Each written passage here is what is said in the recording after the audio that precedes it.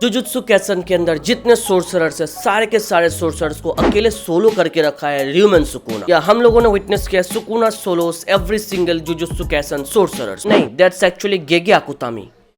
नहीं मतलब क्या फर्क पड़ता है, दोनों सेम है। And there is not a single sorcerer जो फिलहाल सुकुना के सामने खड़ा है। हाँ वेट, एक सोर्सरर है, इनफैक्ट मैं बोलूंगा दो है। नंबर 1 कुसाकाबे जो खड़ा है बट मन ही मन उसको लग रहा है कि भाई मेरे को छोड़ दो सुकुना डैडी, मैंने क्या बिगाड़ा आपका यार। एलीट सोर्सरर्स को सब्जी की तरह काट दिया, तुम मैं कौन हूँ, मुझे घर जाना है, मुझे अपने घर जाना है मुझे घर जाना है। एंड बैटलफील्ड के अंदर सेकंड सोर्सरर है यूजी टेरोरी जो खड़ा तो नहीं है, बैठा है बिकॉज उसका खड़ा नहीं होता है। इतनी दूर तक आ गए, इतना सब कुछ हो रहा है, यहाँ पर फिलहाल ये फाइनल फाइट है। और अगेन यूजी का पावर नहीं दिख रहा भाई यार, हट भाई, मुझे बात ही नहीं करना उसके बारे में।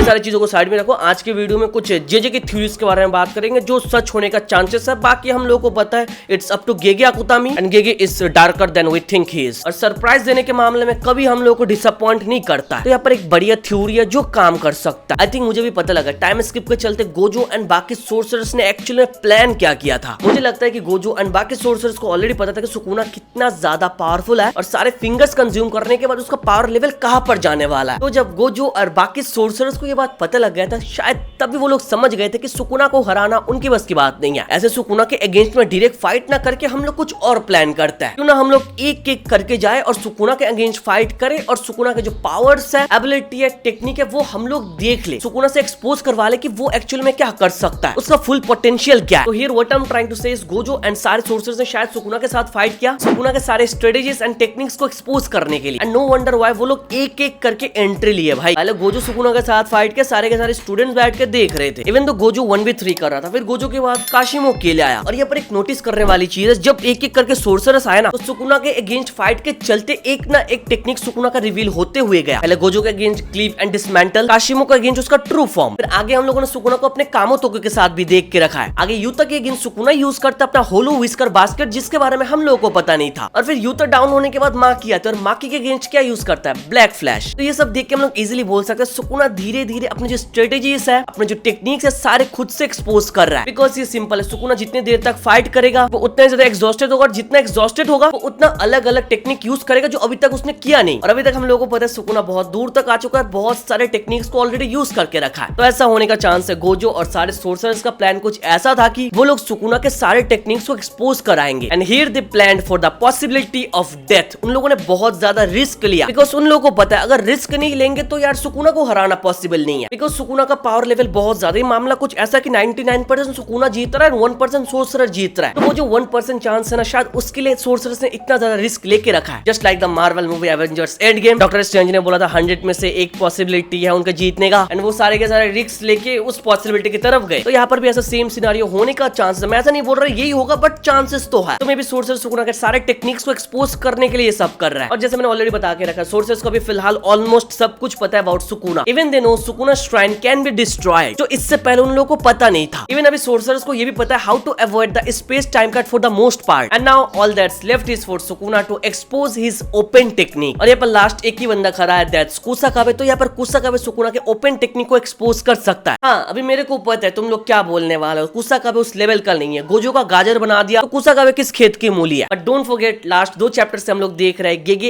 एक्चुअल में कुसाकाबे को हाइप कर रहा है। गोजो, नानामी, मेई में कुसाकाबे के बारे में बातचीत कर रहे थे कि वो सबसे ज्यादा स्ट्रॉन्गेस्ट फर्स्ट ग्रेडर है। तो इसके पीछे कोई ना कोई रीजन तो होगा। ये जानबूझ के इस टॉपिक को वापस लेकर आ रहा है थ्रू हिज फ्लैशबैक। और हम लोग को यहाँ पर पता है फ्लैशबैक एक्चुअल में दिखाया क्यों जाता है, इसके पीछे 2 रीजन होता है।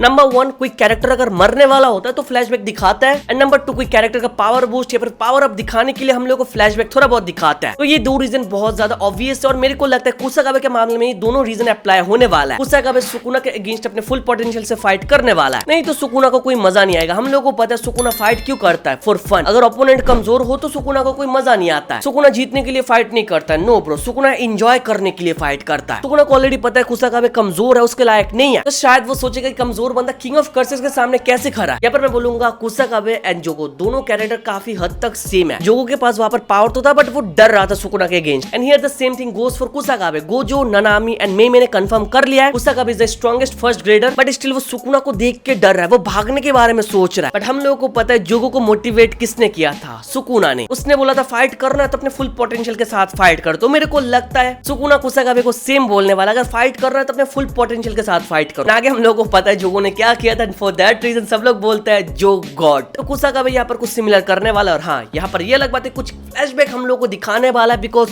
उसामी नाम का एक बंदा जो लास्ट वाले चैप्टर में मेंशन था, जिसके बारे में हम लोग को पता नहीं, इसके बारे में हम लोग को कुछ पता चल सकता है। और फ्लैशबैक के बाद कुसाकाबे का पावर अप आएगा, वो फाइट करेगा, और इस फाइट के चलते हम लोग को कुछ अलग पावर देखने को मिलेगी, जिससे शायद सुकुना अपना ओपन टेक्निक यूज करेगा। एंड ऑफ कोर्स फाइट का रिजल्ट बोलने लायक नहीं है, हम लोगों को पता है Sukuna gonna win and Kusakabe gonna die. अगर मरेगा भी नहीं तो यार उस फाइट के चलते मेरे को लगता है the gang will show up all together. सारे के सारे बंदे एक साथ आ जाएंगे, जितने बंदों को सुकुना ने डाउन करके रखा है। बिकॉज बहुत ज्यादा टाइम हो चुका है यार, शोको बहुत टाइम से हील कर रही है। शोको की पावर बूस्ट करने के लिए वहां पर उता ही में है, आराता नित्ता भी वहां पर है। वो हील तो नहीं कर सकता कंप्लीटली, बट वो ब्लड लॉस को रोक सकता है, पेन को रिड्यूस कर सकता है, तो वो भी एक बढ़िया पार्ट प्ले कर रहा है शायद वहां पर। तो यहाँ पर मेरे को लगता है ये थ्योरी सच होने का बहुत ज्यादा चांसेस है, बिकॉज सारे के सारे सोर्सर्स को ऑलरेडी सुकुना के टेक्निक्स के बारे में पता चल गया। तो सारे के सारे सोर्सर्स अगर हील होके वापस एक साथ फाइट करने आए तो मजा सा आ जाएगा। और अगर इस थ्योरी के अकॉर्डिंग सब कुछ चले तो here the only character that will die is Yuji Itadori. या यहाँ पर ऐसा हो सकता है कि सारे कैरेक्टर सर्वाइव कर ले और जो मेन कैरेक्टर है वो सुकुना को परमानेंटली मारने के लिए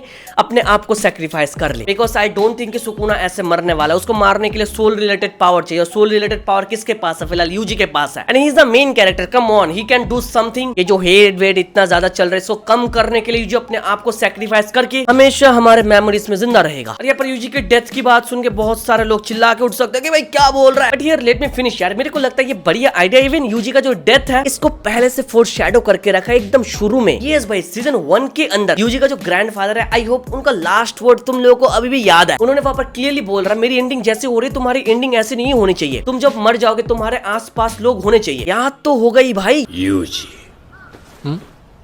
お前は強いから人を助けろ。手の届く範囲でいい。迷ってもいい。感謝されなくても気にするな。お前は大勢に囲まれて死ね。俺みたいになるなよ。यहाँ पर यूजी के ग्रैंडफादर के जो लास्ट वर्ड्स है ना, ये एंडिंग में जाके काम आने वाला है। यूजी सब लोगों को बचाएगा, बट इसके बदले कोस्ट क्या होगा? अपने आप को सैक्रिफाइस करेगा। और यूजी को लेके इतना ज्यादा जो हेट चल रहा है, ये हेट चला जाएगा, and we all are gonna remember Yuji Itadori as the hero. यहाँ से होगा क्या, सारे के सारे कैरेक्टर्स वापस आ जाएंगे, बट हमारा मेन कैरेक्टर जैसे ही काम करेगा और विलन को by the end of the series defeat करेगा। बाकी तुम लोग बताओ ये थ्योरी एक्चुअल में साउंड कैसा करता है? मैं कमेंट देखना चाहूंगा। यहाँ से होगा क्या, यूजी इटाडोरी सब लोगों के लिए रिलेवेंट हो जाएगा, और वहां पर हमारे जितने कैरेक्टर्स है वो वापस आ जाएंगे। बाकी I know right, we fans हम लोग क्या ही कर सकते, थ्योरी के ऊपर काम कर सकते, और बाकी सब कुछ राइटर के ऊपर डिपेंड करता है। यहाँ पर Gege Akutami is darker than we think he is, तो कुछ भी होने का चांसेस है। बाकी ये थ्योरी के बारे में अपना ओपिनियन तुम लोग दे सकते हो। अगर चाहो तो तुम लोग अपना थ्योरी भी शेयर कर सकते हो कमेंट में। तुम्हारे थ्योरी के ऊपर मैं वीडियो बनाऊंगा तुमको शाउट आउट देते हुए। वीडियो यहाँ तक देख रहे हो तो मेक श्योर तुम लोग लाइक कर रहे हो। चैनल पर नए हो तो यार प्लीज आज तो सब्सक्राइब कर ही दो यार, कर दो यार, पैसे नहीं लगता है। चलो, thank you so much for watching this video. तो मिलता है नेक्स्ट वीडियो में।